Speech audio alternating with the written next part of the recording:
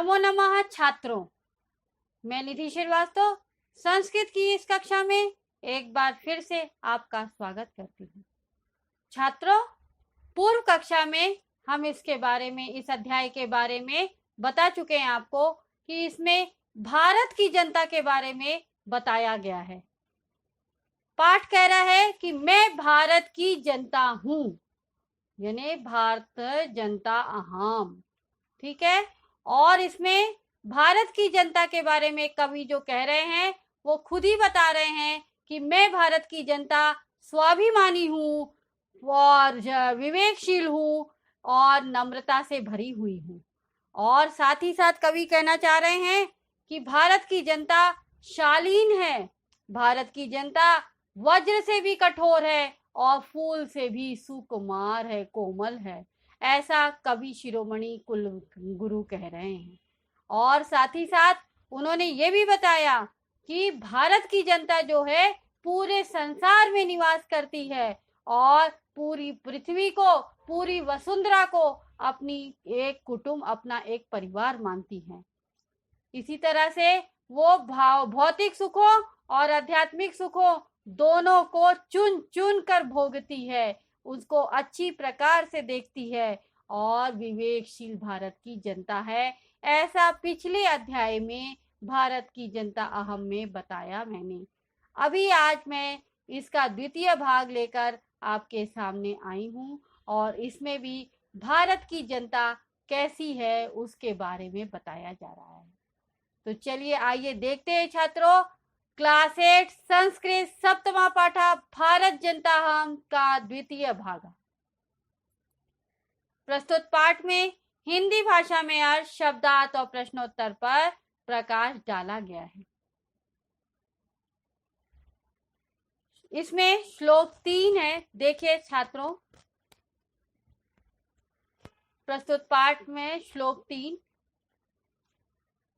विज्ञान धना अहम ज्ञान धना साहित्य कला संगीत परा अध्यात्म सुधा तटनी स्नानई परिपूता भारत जनता हम।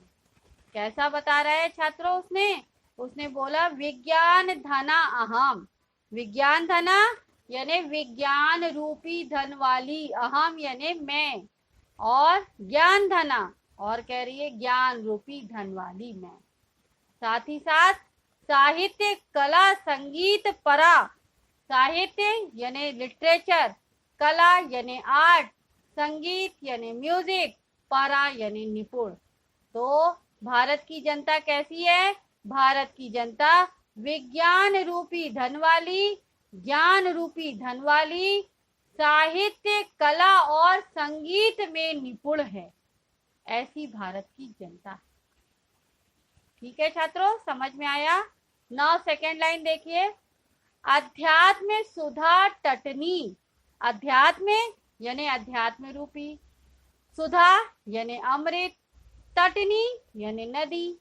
तो क्या बोल रहा है कि अध्यात्म के अमृत रूपी नदी वाली स्नानई यानी स्नान करने से, परिपूता यानी पवित्र, भारत जनता हम यानी भारत की जनता मैं हूँ। तो उसने क्या बोला कि अध्यात्म के अमृत की नदी में पूरी तरह से स्नान करके मैं पवित्र भारत की जनता हूँ, ऐसा कवि कह रहे हैं। आइए छात्रों इसका शब्दार्थ देखिए। परा यानी निपुण, सुधा तटनी यानी अमृत की नदी, और परिपूता यानी पवित्र। और अर्थ देखिए छात्रों, कैसे बताया कि मैं विज्ञान रूपी धन तथा ज्ञान रूपी धन वाली हूँ, मैं साहित्य कला और संगीत में निपुण हूँ, मैं अध्यात्म रूपी अमृत की नदी में स्नान करने से पूरी पवित्र भारत की जनता हूँ, ऐसा कवि बता रहे हैं। ठीक है छात्रों, आपको श्लोक 3 अच्छी तरह से समझ में आया। आइए अब हम श्लोक 4 की ओर चलते हैं। देखिए श्लोक 4 में क्या बता रहे हैं। श्लोक 4, मम गीतैर्मुग्धम समम जगत, मम नित्यैर्मुग्धम समम जगत, मम काव्यैर्मुग्धम समम जगत, रस भरिता भारत जनता हम। ठीक है, कवि ने क्या बोला? मम गीतैर मुग्धम समम जगत। मम यानी मेरा, गीतैर यानी गीता या गीत, मुग्धम यानी मोहित, समम यानी सारा, जगत यानी संसार। तो मेरे गीतों से मुग्ध है यानी मोहित है, लट्टू है सारा संसार। मम नृत्यैर्मुग्धम समम जगत। मम यानी मेरे, नृत्यय यानी नृत्यों के द्वारा, मुग्धम यानी मोहित है, समम यानी पूरा, जगत यानी संसार। और मेरे नृत्यों से, मेरे नाच से पूरा संसार जो है वो कैसा है? वो मोहित है। ठीक है छात्रों, तो आपको समझ में आया कि वो क्या कह रहे हैं कवि? कवि कह रहे हैं कि मेरे गीतों से पूरा संसार मुग्ध है और मेरे नाचों से, मेरे नृत्यों से पूरा संसार मुग्ध है। आगे देखिए, मम काव्यैर मुग्धम समम जगत। काव्य यानी कविता, मम यानी मेरा, काव्य यानी कविताओं, मुग्ध यानी मोहित, समम यानी पूरा, सारा, जगत यानी संसार। तो मेरी कविताओं से भी पूरा संसार मोहित है, ऐसा कवि बता रहे हैं। रस भरिता जनता भारत जनता। रस भरिता यानी रस से भरी हुई, रस से परिपूर्ण मैं भारत की जनता हूँ। मतलब मेरे अंदर सारे गुण भरे हुए हैं, गीत भी है, नृत्य भी है, काव्य भी है। इस तरह से मैं पूरी कैसी हूँ? रस से भरी हुई हूँ, रस और लालित्य से भरी हुई हूँ। कैसी? कौन? भारत की जनता। तो मम गीतैर्मुग्धम समम जगत, मम नृत्यैर्मुग्धम समम जगत, मम काव्यैर्मुग्धम समम जगत, रस भरिता भारत जनता हम। यानी मेरे गीतों से सारा संसार मोहित है, मेरे नृत्यों से सारा संसार मोहित है, मेरी कविताओं से सारा संसार मोहित है, तथा मैं आनंद के रस से भरी हुई मैं भारत की जनता हूँ, ऐसा कवि कह रहे हैं। ठीक है छात्रों, तो आपको ये दोनों श्लोक मैंने इतनी अच्छी तरह से पढ़ाए हैं तो आपको अच्छी तरह से समझ में आ गए होंगे। आइए अब इन श्लोकों के ऊपर आधारित मैं आपसे प्रश्न पूछती हूँ। तो प्रश्न आपके वही 3 प्रकार के हैं, एक पदेन, पूर्ण वाक्यन और निर्देशानुसार। एक पदेन में आपको 1 वर्ड आंसर देना है, पूर्ण वाक्यन में फुल सेंटेंस और निर्देशानुसार में आपको ग्रामेटिकल क्वेश्चन बताने हैं। ठीक है छात्रों, तो आइए देखते हैं।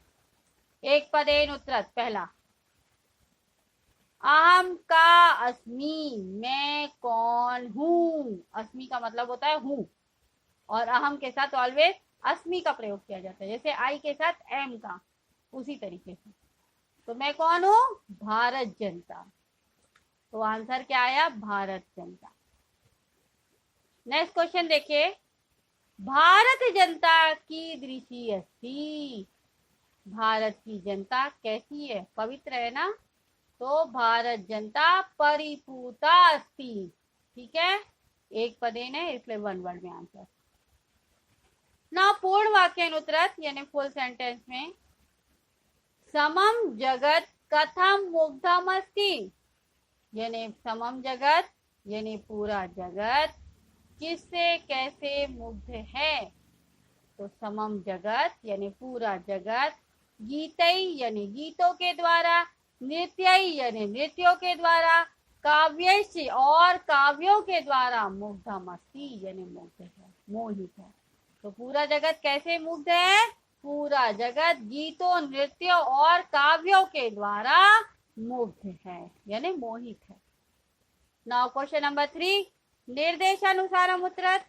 इसमें आपको पहला क्वेश्चन पूछा गया है, नृत्यैर्मुग्धम पदे संधि विच्छेदम कुरुत, यानी आपको इसका संधि विच्छेद करना है नृत्यैर्मुग्धम पदे। तो उत्तर क्या है? नृत्यई धन मुग्धम, इक्वल टू नृत्य ही मुग्धा।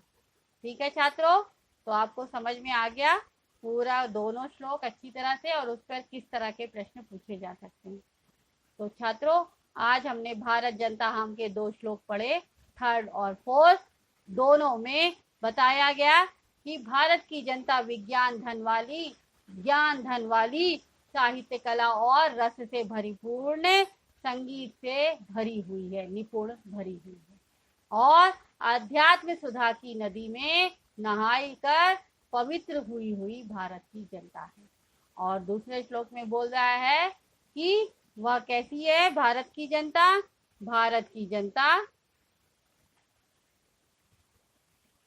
विज्ञान रूपी धन वाली, और गीतों से मुग्ध, रसों से भरी हुई, नृत्यों से मुग्ध, काव्यों से मुग्ध, पूरी तरह से रस से भरी हुई भारत की जनता। ठीक है छात्रों, तो आपको ये दोनों श्लोक अच्छी तरह से समझ में आ गए होंगे। अगर आपको इन दोनों श्लोकों में से किसी में भी डाउट आता है तो आप हमारे आस विद्यालय के ऐप्स को लाइक करके क्वेरी में जाकर अपना डाउट पूछ सकते हैं, वो तब मैं आपका जवाब जल्द से जल्द दूंगी। तब तक के लिए धन्यवाद। नमो नमः छात्रों।